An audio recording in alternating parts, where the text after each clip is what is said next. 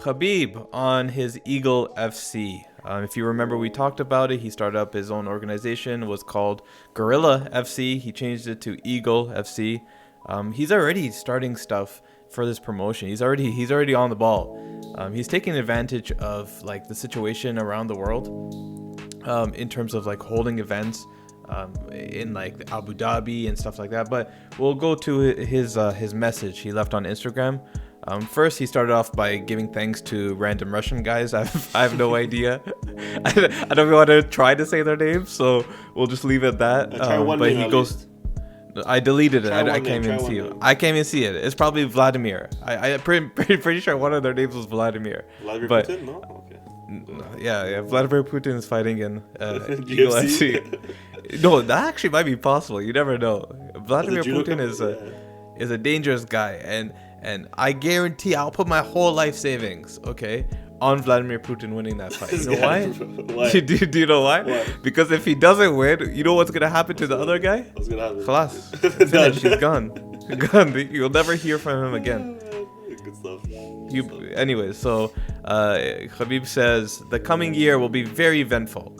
So keep an eye on the activity of our league at Eagle FC MMA. That's their at handle. I assure you, it will be interesting and spectacular. See you next year in the first half of 2021. We already scheduled tournaments in Abu Dhabi, Moscow, Krasnodar, St. Petersburg, Tashkent, and Alma-Ata. So from what it looks like, it's all in Russia and in Dubai.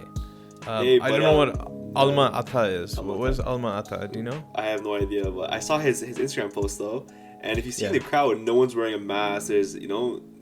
There's no like restrictions or anything. So I guess if you want to hold fights in Russia or in Abu Dhabi, you get the full go ahead. The full experience. The full experience, full go ahead. Everything. No restrictions. You get sick. You get sick. No, but it's interesting. So he's taking advantage of the whole Abu Dhabi relationship that he has with Dubai. He'll be able to hold events there. Russia is also interesting. I don't know what their restrictions are or how they're doing with the virus. Maybe they're already administrating their own vaccine. I don't know. They have been for a while now. They have been? Yeah. So all systems go for Eagle FC. We're going to the moon. It's very interesting that Khabib is already like out of the gate. This guy's already trying to make MMA in Russia even bigger than it already is. This is something that I remember Conor wanted to do. He wanted to have his own promotion in Ireland and build up his country and all that kind of stuff. But it looks like Khabib's wasting no time. He's already got events in 2021. We'll keep an eye on this league. Also, just as a potential feeder league for the UFC. So that same Vladimir, that same Rustam, or that same Ibrahim, whatever you want. Random name generator. All those guys will be coming from Eagle FC most likely. As a wise man once said one time, GFC turned into the EFC. Is it the new UFC? No one knows. Bars for your heads off. Aldo versus Dilesha. Aldo, after beating Chito Vera versus in a decision win, calls out Dilesha. Dilesha has been active recently because his suspension is supposed to be due to end in January, I believe in 2021. He was popped for EPO. So EPO just makes you lets you be able to train and recover a lot better than somebody that were to do it naturally. So like a classic John Jones. Yeah. no, not John Jones. So Dilesha actually came out and admitted that he actually did it, and the reason why he did it was because he was trying to go to 125 and it was just difficult and he needed to be able to recover and whatnot. So he actually admits it. I don't know about John Jones. I still think John Jones didn't do nothing. He's bro, perfect. You're on John Jones too much, bro. John Jones is a cheater. Okay. That's it. Hey, catch him. Hey, catch him. For another video. Catch him. Bro, he's hiding underneath the ring. So that's not my fault. Look, do your thorough analysis. Okay, go through the whole gym. Look everywhere next time. But Jose Aldo actually talked about a matchup with Dilesha because now he's at bantamweight, Aldo. and Dilesha is going to come back from suspension. Dilesha is out here trying to say that, oh, he's still the champion, he never got beat. Like, okay, like, I get you didn't get beat, but you cheated, so you're automatically disqualified. You don't just get to keep your title.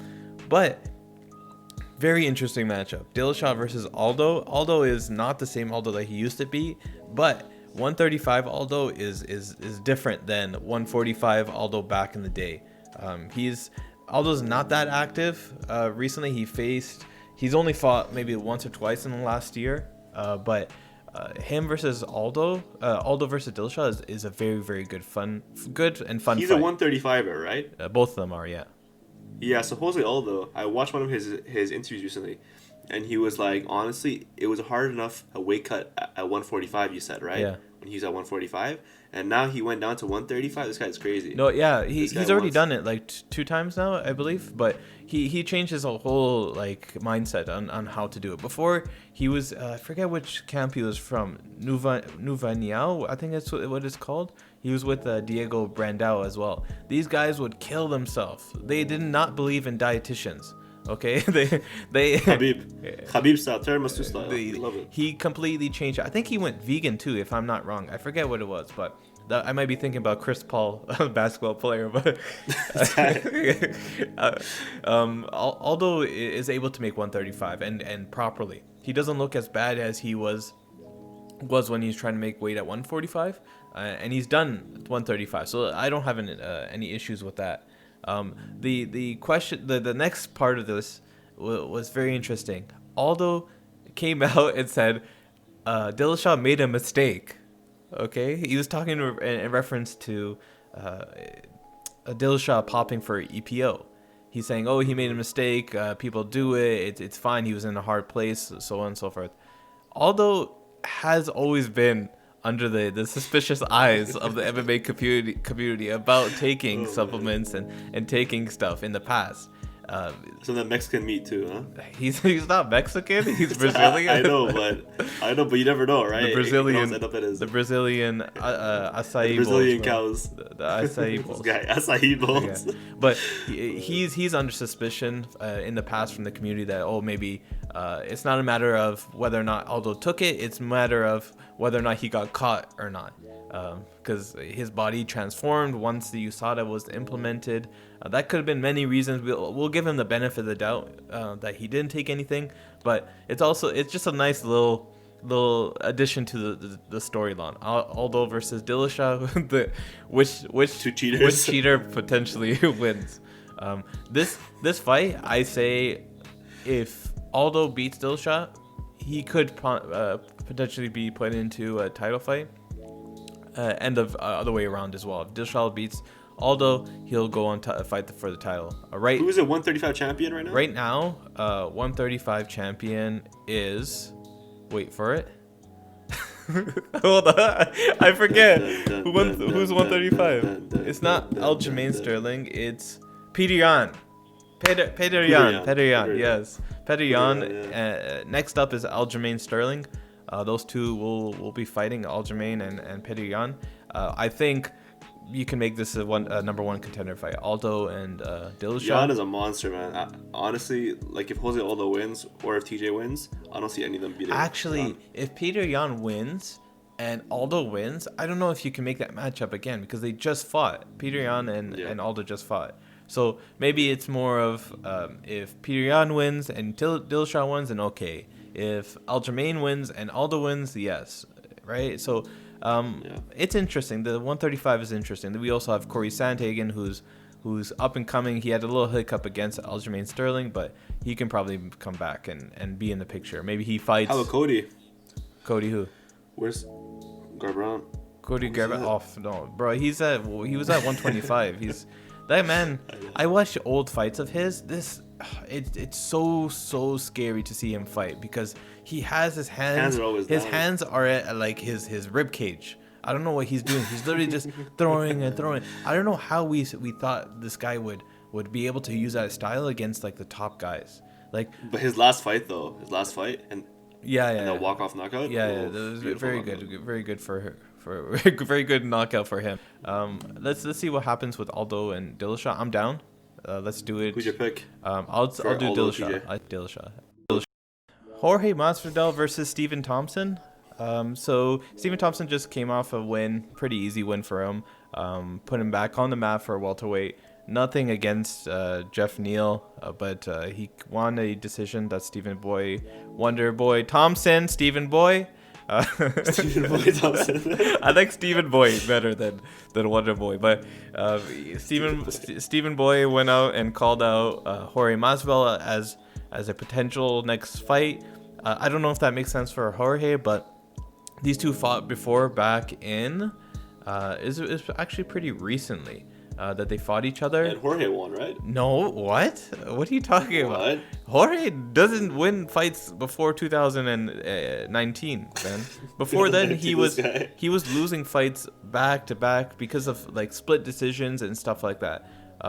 He fought him in UFC 217, so this was a while ago. Stephen Wonderboy Thompson beat him by decision, but it was kind of close. It could have went either way. Stephen Wonderboy Thompson 70 significant Stephen Boy 70 significant strikes in the fight. Jorge was 42 significant strikes. The interesting thing is that you can look at the round by round.